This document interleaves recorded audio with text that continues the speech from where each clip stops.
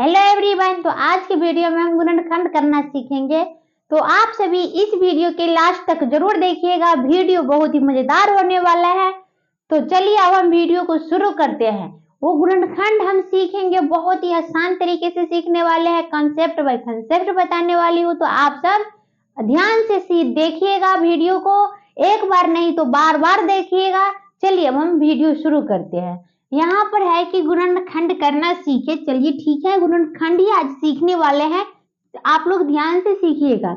यहाँ पर देखिए कि गुणनखंड करने के लिए यहाँ पर x square plus 9x plus 18 है। तो अब क्या करना है कि पहले वाले संख्या को लास्ट वाले संख्या से गुना करना। लेकिन ध्यान देने की बात यहाँ पर यह है कि यहाँ पर कोई संख्या है ही नहीं। एक्स स्क्वायर है, संख्या रहे तो ना, तो एक्स स्क्वायर है, संख्या नहीं है, तो सबका मालिक एक होता है। क्या होता है?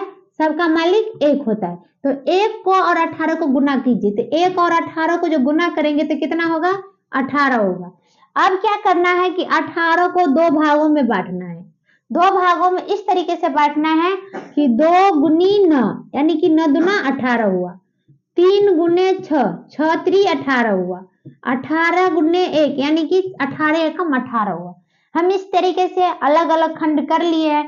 लेकिन यहाँ पर देखिए कि 18 का चिन्ह प्लस है, तो प्लस है तो इसमें से कौन ऐसा संख्या ले जिसे गुना करने पर 18 आ जाए लेकिन जोड़ने पर 9 आना है, उसको जोड़ के 9 लाना है।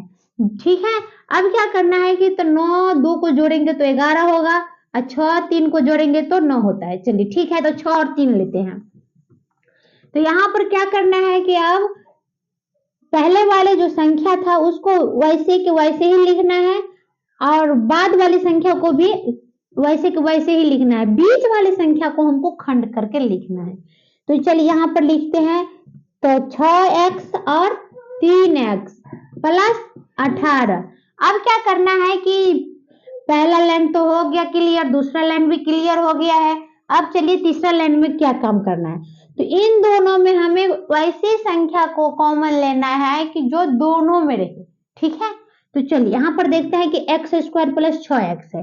तो इन दोनों में कौन ऐसी संख्या दिख रहा है कि दोनों में है? तो यहाँ पर देखिए कि x इसमें भी है और x इसमें भी है। तो यहाँ पर एक्स स्क्वायर है, तो एक्स स्क्वायर का मतलब क्या होता है? x गुने x। क्या होता है? x गुने x, यानी कि एक्स स्क्वायर का मतलब रहता है x दो ठो रहता है उसमें।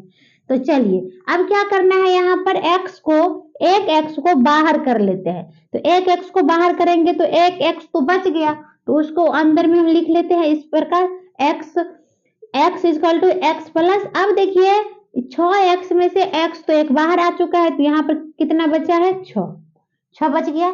चलिए हम यहाँ पर 6 लिख लेते हैं। अब क्या करना है कि इन दोनों संख्या में फिर से हमको कॉमन लेना है जो दोनों में रहे।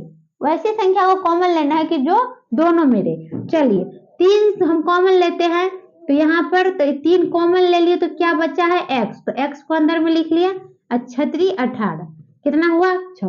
अब देखिए कि ये दोनों क्या है? कॉमन, दोनों एक समान है, दोनों कॉमन एक समान है। तो चलिए एक कॉमन उनको बनाकर यहाँ पर लिख लेते हैं। बाहर में जो x प्लस 3 है उसको एक कॉमन में लिखते हैं। तो इस प्रकार से खंड करके लिख लेते हैं। तो यह मेरा क्वेश्चन का आंसर आया है, यह गुणनखंड निकल कर आ गया है। कितना आया है? x प्लस 6 x प्लस 3, यह गुणनखंड निकल के आ गया है। इसी तरीके से आप दूसरा क्वेश्चन को भी सॉल्व कर सकते हैं। तो चलिए यहाँ पर देखिए, इससे पहले यदि आप सभी को वीडियो पसंद आए तो वीडियो को एक लाइक कीजिएगा, चैनल पर पहली बार हो तो चैनल को सब्सक्राइब कीजिएगा।